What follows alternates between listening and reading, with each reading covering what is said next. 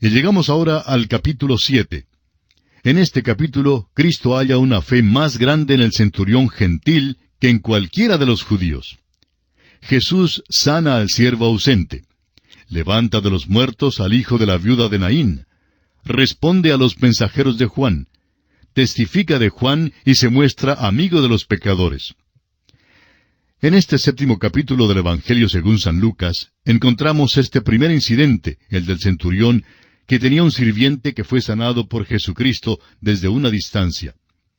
Y usted recordará que ya tuvimos este mismo incidente en nuestro estudio del capítulo 8 del Evangelio según San Mateo, así que si usted nos perdona, no entraremos en detalles en cuanto a este caso, ya que lo tratamos ampliamente en nuestro estudio del Evangelio de Mateo. Pero ahora, al llegar al versículo 11, tenemos algo que solo es mencionado por el Dr. Lucas, y es la historia de la resurrección del hijo de la viuda de Naín. Pero debiéramos tener en cuenta que estos acontecimientos en los cuales Jesús le devuelve la vida a alguien que ha muerto, no son en realidad casos de resurrección, según la Biblia define esta palabra. Lo único que Jesús hizo en estos casos fue devolver la vida al mismo cuerpo mortal. Bueno, me imagino que al atravesar por las puertas de la muerte, cualquier persona pensará que una vez es suficiente. Pero cuando ocurra la verdadera resurrección, y hasta ahora hay solo una persona que ha resucitado de entre los muertos con un cuerpo glorificado, y esa persona es el Señor Jesucristo mismo. Él es la primicia de entre los que duermen. Y uno de estos días, los muertos en Cristo y aquellos que estemos con vida, si Jesucristo viene durante nuestra vida, seremos cambiados, es decir, seremos transformados, recibiendo un cuerpo de resurrección, un cuerpo glorificado, y todos seremos tomados para estar con el Señor. Cuando ocurra, pues, la verdadera resurrección, nunca moriremos otra vez, porque tendremos un cuerpo inmortal, un cuerpo glorificado. Sin embargo, estos casos de resurrección que se mencionan en los Evangelios son de gran importancia porque sirven para ilustrar lo que será la verdadera resurrección. Leamos entonces los versículos 11 y 12 de este capítulo 7 de San Lucas. Aconteció después que él iba a la ciudad que se llama Naín, e iban con él muchos de sus discípulos y una gran multitud. Cuando llegó cerca de la puerta de la ciudad, he aquí que llevaban a enterrar a un difunto, hijo único de su madre, la cual era viuda. Y había con ella mucha gente de la ciudad. Este es un caso extraordinario, como usted bien lo puede apreciar. La muerte del único hijo de la viuda de Naín era un caso triste, realmente triste. Siendo que era el único hijo de una madre que se había quedado viuda, esto hacía que la muerte de este hijo fuera aún más trágica. Mientras pasaba por el pueblo de Naín, el Señor se encontró con el cortejo fúnebre.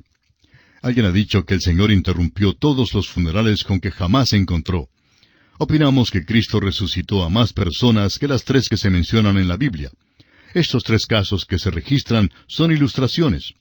Un caso fue el de una niña de 12 años, otro fue el de un joven en todo el vigor de su juventud, y el tercer caso fue el de Lázaro, quien ya era un señor de edad mayor. Estos casos son representativos de las 3 grandes clasificaciones en que dividimos a la humanidad, y todos son restaurados a la vida. Continuamos hoy, amigo oyente, nuestro estudio del capítulo 7 del Evangelio según San Lucas. En nuestro programa anterior comenzamos a considerar el caso de la resurrección del hijo de la viuda de la ciudad de Naín. Y decíamos que la muerte del hijo de esta viuda era un caso realmente triste, porque se trataba del único hijo de una madre que se había quedado viuda. Y eso, por supuesto, hacía que la situación fuera aún más trágica. Mientras pasaba por el pueblo de Naín, el Señor se encontró con el cortejo fúnebre. Ahora alguien ha dicho que el Señor interrumpió todos los funerales con que se encontraba. Opinamos que Cristo resucitó a muchos más que las 3 personas que se mencionan en la Biblia. Estos 3 casos que se registran son ilustraciones. Un caso fue el de una niña de 12 años. Otro fue el de un joven en todo el vigor de su juventud. Y el tercer caso que se menciona es el caso de Lázaro, quien ya era un señor de edad mayor. Estos casos son representativos de las 3 grandes clasificaciones en que dividimos a la humanidad, y todos son restaurados a la vida. Hoy continuaremos considerando este caso de la viuda de Naín, y vamos a leer los versículos 13 y 14 de este capítulo 7 de San Lucas. Y cuando el Señor la vio, se compadeció de ella y le dijo, «No llores». Y acercándose tocó el féretro, y los que lo llevaban se detuvieron. Y dijo, «Joven, a ti te digo, levántate». Jesús levantó a este joven de los muertos por consideración a esta madre tan sola y triste. Él tuvo compasión de esta mujer y de su situación. Tocó el ataúd en el que estaba acostado el joven y le habló. Siempre usó el mismo método para levantar a los muertos. Les habló directamente. Y uno de estos días Él vendrá otra vez. La Escritura nos dice en la primera carta del apóstol Pablo a los Tesalonicenses, capítulo 4, versículos 16 y 17, «Porque el Señor mismo con voz de mando, con voz de arcángel y con trompeta de Dios, descenderá del cielo, y los muertos en Cristo resucitarán primero. Luego nosotros, los que vivimos, los que hayamos quedado, seremos arrebatados juntamente con ellos en las nubes para recibir al Señor en el aire, y así estaremos siempre con el Señor». Amigo oyente, el Señor volverá con una gran voz. Su voz será como la voz de arcángel y con trompeta de Dios, y aquella voz solitaria llamará a los muertos en Cristo de entre los muertos. Siempre utilizaba el mismo método para restaurar la vida. Sin embargo, no usaba este mismo método en sus otros milagros. Por ejemplo, una vez abrió los ojos de un ciego simplemente hablándole. En otra ocasión, los ojos de un ciego fueron abiertos cuando los tocó. Y aún en otra ocasión, ungió los ojos de un ciego y luego lo envió a lavarse en un estanque. Vemos pues que Jesús usó 3 métodos diferentes para abrir los ojos de los ciegos. Es fácil ver que si estos 3 hombres se hubieran juntado, nunca se hubieran puesto de acuerdo en cuanto al método que debe ser usado para poder recibir la vista, y quizá cada uno habría comenzado su propia denominación. Uno de estos hombres habría insistido en que todo lo que era necesario era que Cristo le hablara. Habría insistido en que todo lo que se necesita es que la persona crea y que esa es la única manera en que uno puede venir a Cristo. El otro hombre podría haber dicho, espere un momento, es necesario que Jesús le toque. Este hombre alegaría que lo necesario era tener una experiencia como la de él para poder ser salvado. Pero el tercer hombre quizá hubiera dicho, espere un momento, ninguno de ustedes tiene razón en cuanto a sus conclusiones. Yo creo que es necesario ir al estanque para lavarse. Y así, estos 3 hombres bien podrían haber fundado cada uno una nueva denominación. Quizá usted, amigo oyente, crea que la ilustración en cuanto a los 3 hombres es algo necia y quizá sea así. Sin embargo, esto es lo que han hecho los hombres. Disputan tanto en cuanto a los puntos más pequeños, los puntos menudos, los puntos que realmente no tienen nada de importancia. Lo realmente importante es entrar en contacto con el Señor Jesucristo. La salvación, amigo oyente, viene solamente por la fe y la confianza en su obra consumada en la cruz. Bueno, volviendo a este caso, notemos que cada vez que Jesús levantó a alguien de entre los muertos, usó el mismo método, les habló. Leamos ahora el resto de esta historia en los versículos 15 al 17 de Lucas, capítulo 7. Entonces se incorporó el que había muerto y comenzó a hablar, y lo dio a su madre. Y todos tuvieron miedo y glorificaban a Dios diciendo, un gran profeta se ha levantado entre nosotros, y Dios ha visitado a su pueblo. Y se extendió la fama de él por toda Judea y por toda la región de alrededor. Y aquí concluye pues el caso de la resurrección o de la devolución a la vida del hijo de la viuda de Naín. Y llegamos ahora a otro aspecto importante. Leamos los versículos 18 al 20. Los discípulos de Juan le dieron las nuevas de todas estas cosas.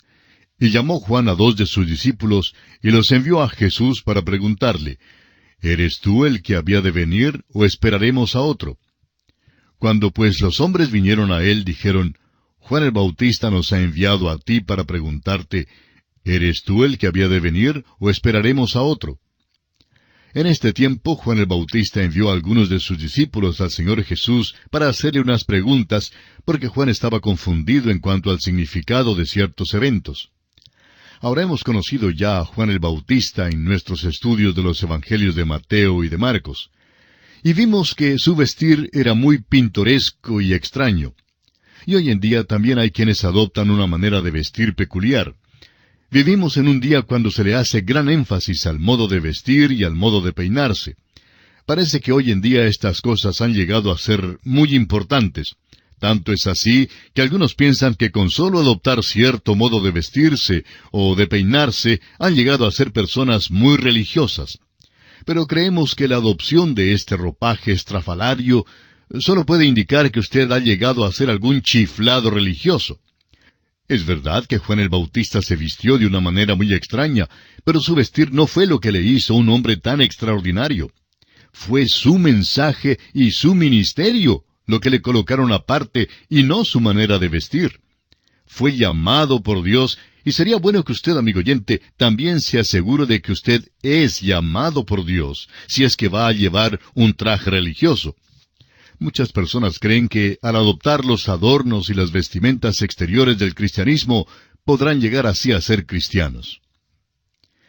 El Dr. J. Vernon McGee, autor de estos estudios bíblicos, nos relataba que un día una señorita estaba parada frente a las oficinas principales de A Través de la Biblia, allá en Pasadena, el estado de California, en los Estados Unidos, haciendo una encuesta. Y ella le preguntó cuál era su profesión. El Dr. McGee le respondió que era predicador, y luego le dijo, ahora me toca a mí hacerle las preguntas. Y le preguntó en cuanto a lo que una persona tiene que hacer para ser un cristiano. Esta joven respondió que para ser cristiano era necesario portarse bien con los vecinos, no criticar a nadie y ser amistoso en lugar de ser áspero. Y francamente parece que ella tenía una lista de cosas que uno debía hacer para ser cristiano. El Dr. McGee le dijo entonces, todo lo que usted cree en cuanto al cristianismo aparentemente está relacionado con algo que uno hace. Pero la verdad es que no es así. El cristianismo consiste en una relación personal con Jesucristo. Es más que tratar de imitar a Cristo o el llevar cierto traje religioso. El cristianismo implica la necesidad de nacer de nuevo. Hasta aquí las palabras del Dr. McGee. El apóstol Pablo, escribiendo su segunda carta a los Corintios, dice en el capítulo 5, versículo 17, de modo que si alguno está en Cristo, nueva criatura es. Las cosas viejas pasaron, he aquí todas son hechas nuevas. Es que para ser cristiano hay que tener una experiencia personal con Cristo Jesús. Y así parece que Juan el Bautista ha sido colocado un poco fuera del sitio que le corresponde al aparecer aquí en el Nuevo Testamento. Y la verdad es que no pertenece al Nuevo Testamento de ningún modo. Juan es el último de los profetas del Antiguo Testamento. Es un profeta del Antiguo Testamento que aparece en el Nuevo Testamento. Es como un puente que cubre el vacío existente entre el Antiguo Testamento y el Nuevo. Es el último de los grandes profetas y debe considerársele de igual importancia que Samuel, Elías, Isaías y Jeremías. Cristo le dijo más tarde a esta generación, según lo leemos en Lucas capítulo 11, versículos 47 y 48, «Ay de vosotros que edificáis los sepulcros de los profetas a quienes mataron vuestros padres. De modo que sois testigos y consentidores de los hechos de vuestros padres. Porque a la verdad ellos los mataron y vosotros edificáis sus sepulcros». Y la verdad es que se comportaron como hijos genuinos que habían heredado la naturaleza de sus padres, porque cuando Jesús pronunció estas palabras, Juan el Bautista, el último de los profetas del Antiguo Testamento, ya estaba en la cárcel y pronto sería silenciado por medio de la muerte. Bueno, aquí en este pasaje encontramos entonces que Juan el Bautista ya estaba en la cárcel y que ciertas dudas habían penetrado en su mente. Hay quienes tratan de darle una explicación psicológica a esta pregunta que Juan el Bautista hizo. ¿Eres tú el que había de venir? Juan estaba anticipando la venida del Mesías y quería saber si Cristo era el Mesías o no. Y el tratar de explicarlo psicológicamente es algo que consideramos casi risible. Tratan de decir que debido a que estaba en la cárcel, Juan sufría de melancolía, que estaba desanimado, desmayado y desalentado. Pero creemos que esa explicación de la condición de Juan no es correcta. No olvidemos que Juan había anunciado el reino y renunciado a la nación. Había proclamado la venida del rey. Y reconoció que él mismo era solo el constructor de la carretera para el rey. Dijo que con su venida los valles se rellenarían y que los montes serían bajados. Y cuando Jesús vino, Juan lo identificó como el Mesías y dijo en cuanto a él, en Lucas capítulo 3 versículos 16 y 17, Él os bautizará en Espíritu Santo y fuego. Su aventador está en su mano y limpiará su era y recogerá el trigo en su granero y quemará la paja en fuego que nunca se apagará. Ahora, sea cual fuese su interpretación de este pasaje, amigo oyente, tendrá que concordar que este es un lenguaje acérrimo. Juan no estaba esperando un paseo o un picnic de la escuela dominical. Juan anticipaba que Cristo estableciera su reinado en toda su majestad, gloria y poder. Pero el hecho es que nada de esto había sucedido, y por tanto, Juan envió a 2 de sus discípulos para preguntarle a Jesús si él era el Cristo a quien estaba esperando, o que si debían esperar a otro. Ahora fíjese que el Señor Jesús recibió cordialmente a los mensajeros, pero los dejó esperando. Leamos los versículos 21 al 23 de este capítulo 7 de Lucas. En esa misma hora sanó a muchos de enfermedades y plagas, y de espíritus malos, y a muchos ciegos les dio la vista. Y respondiendo Jesús les dijo, Id, haced saber a Juan lo que habéis visto y oído. Los ciegos ven, los cojos andan, los leprosos son limpiados, los sordos oyen, los muertos son resucitados, y a los pobres es anunciado el Evangelio. Y bienaventurado es aquel que no halle tropiezo en mí.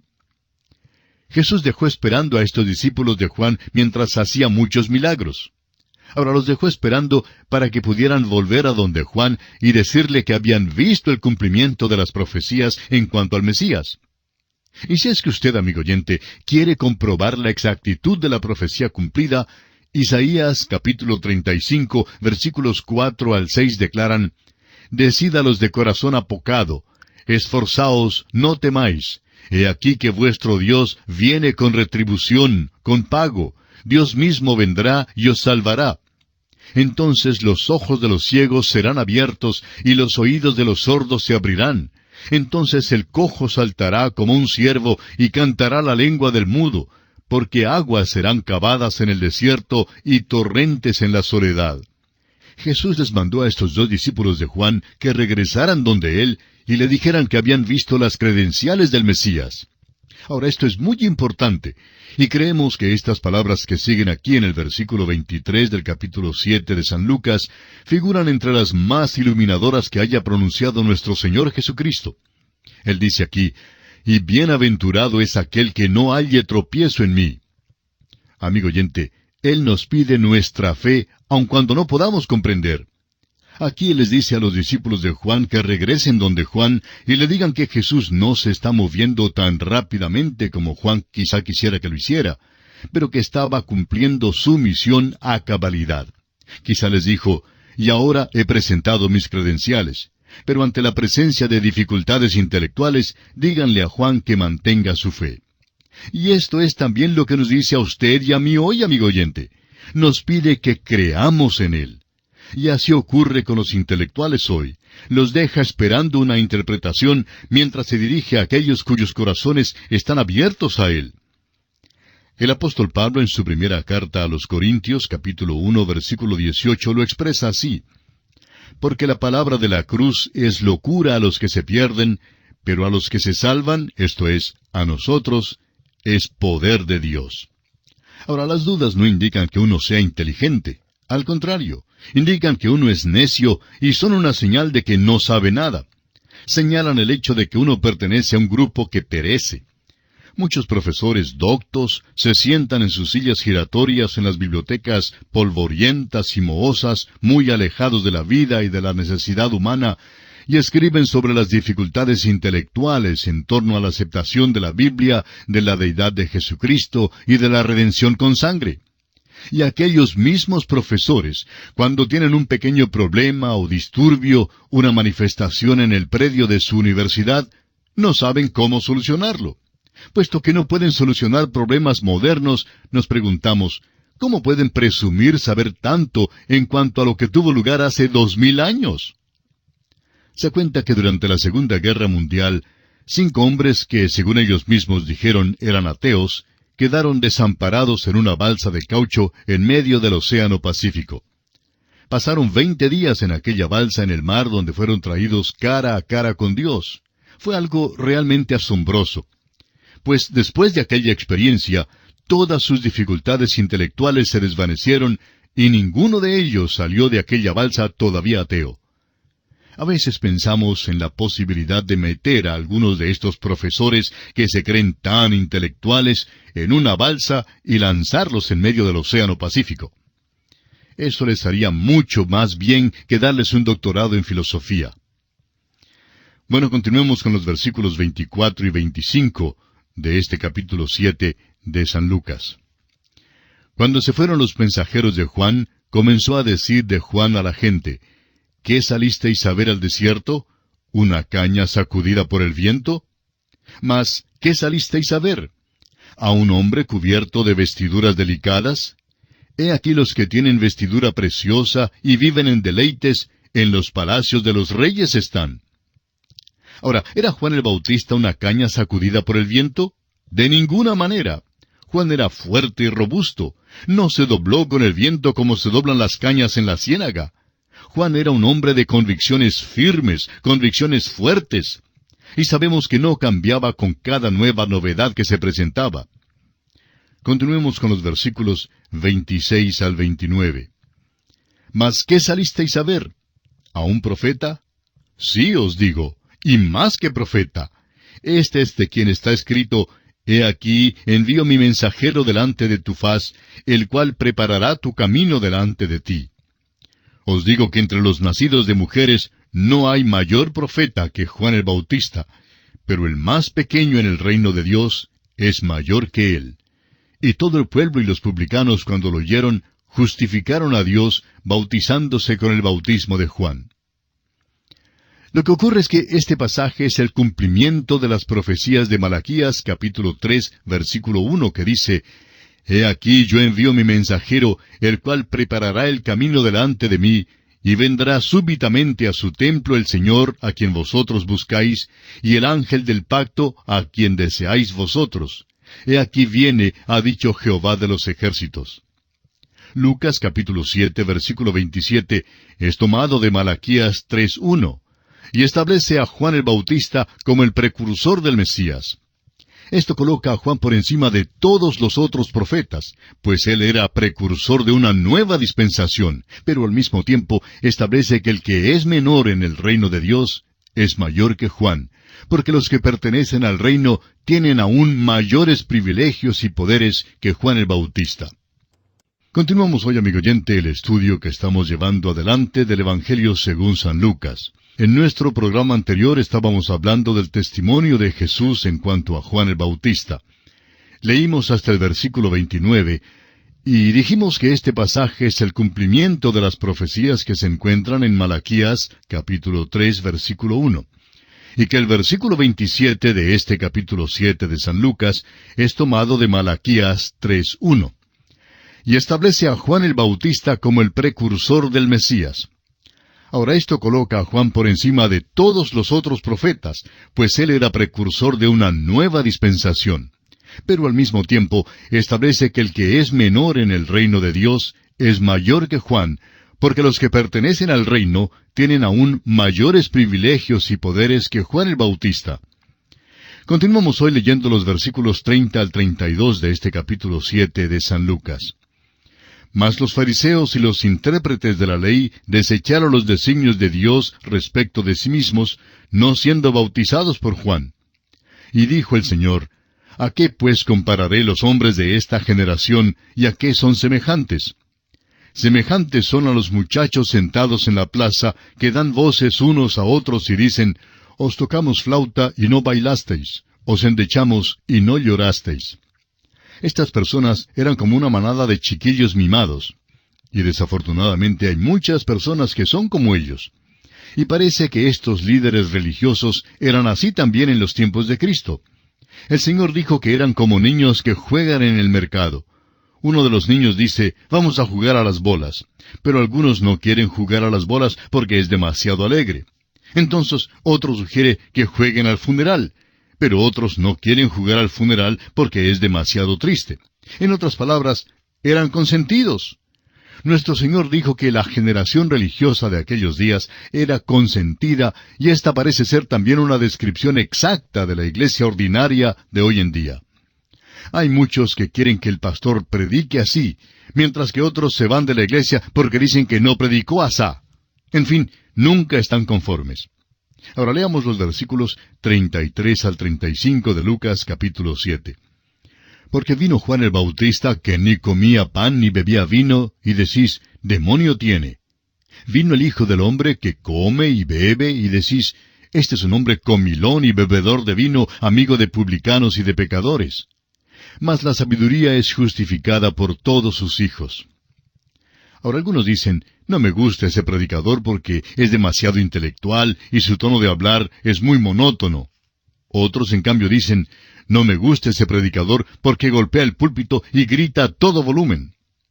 El problema, amigo oyente, no reside en estos dos tipos de predicadores. El problema radica en el bebé consentido que se queja de todo. Eso es lo que dijo el Señor en cuanto a aquellos días y que creemos todavía es aplicable para el día de hoy.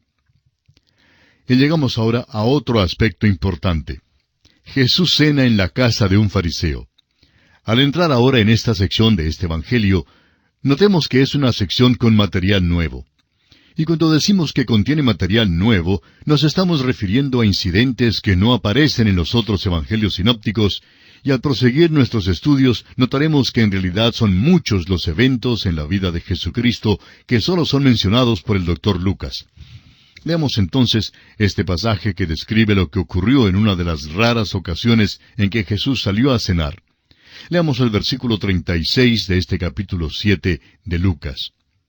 Uno de los fariseos rogó a Jesús que comiese con él, y habiendo entrado en casa del fariseo, se sentó a la mesa. Como dijimos, esta es una de las pocas ocasiones en que el Señor Jesucristo asistió a una cena. Amigo oyente, creemos que cuando el Señor Jesús asistía a una cena, nunca resultaba ser un evento seco o tedioso. Recuerde usted que había estado denunciando a estos mismos fariseos. Los había llamado lo equivalente a chiquillos mimados. Y por tanto, es difícil creer que la invitación de este fariseo para cenar en su casa fuese una invitación amistosa. Dudamos que este fariseo se considerara amigo de Jesús. Le convidó a la cena para poder observarle y hallar algo malo en cuanto a él. Continuemos leyendo los versículos 37 al 39 de Lucas capítulo 7. Entonces una mujer de la ciudad, que era pecadora, al saber que Jesús estaba a la mesa en casa del fariseo, trajo un frasco de alabastro con perfume, y estando detrás de él, a sus pies, llorando, comenzó a regar con lágrimas sus pies, y los enjugaba con sus cabellos, y besaba sus pies, y los ungía con el perfume. Cuando vio esto el fariseo que le había convidado, dijo para sí, si fuera profeta, conocería quién y qué clase de mujer es la que le toca, que es pecadora. Mientras Cristo estuvo en la casa del fariseo, una mujer entró. Ahora es muy claro que ella era una mujer que vivía en el pecado. Sin embargo, había sido transformada. En aquellos días, las personas se recostaban cuando comían, y ella sabía que Jesús estaba recostándose mientras cenaba en la casa del fariseo. Así pues, trajo un frasco de alabastro con perfume y entró en la casa del fariseo. Creemos que, según las costumbres de aquel entonces, si usted tenía convidados, sus vecinos tenían pleno derecho para entrar y pararse junto a la pared o sentarse para observar a la persona o las personas que habían sido convidadas a la cena. Los vecinos no venían para comentar, sino solo para mirar. Y así ocurrió con esta mujer que entró y tomó su lugar detrás del Señor Jesucristo, quien estaba recostado en una especie de sofá, quizá apoyándose sobre un brazo para poder hablar con su anfitrión al otro lado de la mesa. Esta mujer, pues, tenía un frasco de alabastro con perfume y quería usarlo. Se paró junto a los pies del Señor Jesús, llorando, porque sus pecados le habían sido perdonados. Empezó a mojar los pies de Jesús con sus lágrimas y a enjugarlos con sus cabellos. Luego besó los pies de Jesús y por fin los ungió con el perfume costoso. Ahora este viejo fariseo nunca habría hablado abiertamente con este tipo de mujer en la calle. Quizá puede haber negociado con ella a oscuras cuando nadie podía verle. Pero el hecho es que ese fariseo no tenía nada que ver con esta mujer en pleno día, y cuando la vio enjugando y besando los pies del Señor, pensó para sí, si fuera profeta, conocería quién y qué clase de mujer es la que lo toca, que es pecadora. Pero el Señor Jesucristo conoció sus pensamientos, pues leemos a continuación en los versículos 40 al 43 lo que dice Jesús a este fariseo. Entonces, respondiendo Jesús, le dijo, Simón, una cosa tengo que decirte. Y él le dijo, Di, maestro. Un acreedor tenía 2 deudores. El uno le debía 500 denarios y el otro 50. Y no teniendo ellos con qué pagar, perdonó a ambos. Di pues, ¿cuál de ellos le amará más? Respondiendo Simón dijo, Pienso que aquel a quien perdonó más. Y él le dijo, Rectamente has juzgado. Jesús contestó el comentario del fariseo con una parábola. Esta es una de las parábolas deleitables que comparte el Dr. Lucas, y siendo que era una historia tan simple, aún este viejo fariseo pudo contestar correctamente. Se puede ver del contenido de esta historia la dirección que está tomando el Señor Jesús. Ahora continuemos leyendo el versículo 44 de este capítulo 7 de Lucas. Y vuelto a la mujer, dijo a Simón, ¿Ves esta mujer? Entré en tu casa y no me diste agua para mis pies. Mas ésta ha regado mis pies con lágrimas y los ha enjugado con sus cabellos. Por primera vez, el Señor reconoce a esta mujer. Hasta el momento parece que no le ha hecho caso alguno, pero ahora se vuelve hacia ella y la mira. Mientras la mira, dice a Simón, quien está al otro lado de la mesa, ¿ves esta mujer? Simón ya había dicho que no creía que el Señor sabía qué clase de mujer era ella, o nunca le habría permitido ungirle los pies con el perfume tan caro. Ahora nuestro Señor dice, Simón, ¿realmente ves a esta mujer? Mírala. Tú crees que la ves, pero no la ves de ninguna manera. El Señor realmente irrita a este fariseo. Por eso mismo creemos que el Señor no había sido convidado a la cena por un gesto amistoso, sino para que el fariseo pudiera observarle. Ahora el Señor Jesús le dice a este fariseo en los versículos 45 al 48, No me diste beso, mas ésta, desde que entré, no ha cesado de besar mis pies. No ungiste mi cabeza con aceite, mas ésta ha ungido con perfume mis pies. Por lo cual te digo que sus muchos pecados le son perdonados, porque amó mucho. Mas aquel a quien se le perdona poco, poco ama. Y a ella le dijo, Tus pecados te son perdonados. El Señor le dijo a Simón el fariseo que él no había observado ni aun las cortesías comunes del día. El Señor declara, sin decirlo en tantas palabras, que Simón no tenía la buena educación. Si Simón hubiera sido el anfitrión que debía ser, le habría lavado los pies al Señor, habría ungido la cabeza del Señor y le habría besado. Pues esta era la costumbre de aquel día, pero Simón no hizo ninguna de estas cosas. Y amigo oyente, eso es lo trágico en cuanto a muchos cristianos. Leen todo lo que dice algún autor en cuanto a la buena etiqueta, pero en verdad no la ponen en práctica ni la demuestran en su diario vivir. Me gustaría haber estado presente en esa cena. Nuestro Señor era excelente como orador de sobremesa. Creemos que lo que Él dijo hizo palidecer el alma de Simón. Esta pobre mujer de las calles vino a la casa del fariseo. Vino sin esperanza, pero quería recibir el perdón y por tanto acudió al Dios del cielo. El Señor le perdonó sus pecados y le dice a Simón que ella le ama mucho porque mucho le ha sido perdonado. Y sigue diciéndole al fariseo, ella es mayor pecadora que tú, pero tú no crees que eres pecador ni has pedido el perdón. Amigo oyente, el fariseo no recibió perdón simplemente porque no lo pidió. El Señor le dijo a este viejo fariseo tan hipócrita, a este príncipe religioso, que a la luz del cielo y según la norma de Dios y sobre la base de los pecados perdonados, esta mujer era 10,000 veces mejor que él. Esta mujer de las calles, esta prostituta, le pidió el perdón y fue salva. Ahora los versículos 49 y 50 de este capítulo 7 de Lucas: Y los que estaban juntamente sentados a la mesa comenzaron a decir entre sí: ¿Quién es este que también perdona pecados? Pero él dijo a la mujer: Tu fe te ha salvado. Ve en paz. Si usted, amigo oyente, es miembro de la Iglesia, pero nunca le ha pedido el perdón de sus pecados al Señor Jesucristo, entonces usted todavía está perdido. Esta mujer no tenía ninguna buena obra a su favor. Simplemente creyó en el Señor, confió en Cristo, le pidió perdón y el Señor la salvó. Y Él hará lo mismo con usted, si usted está dispuesto en esta misma hora a confesar sus pecados y a pedirle perdón.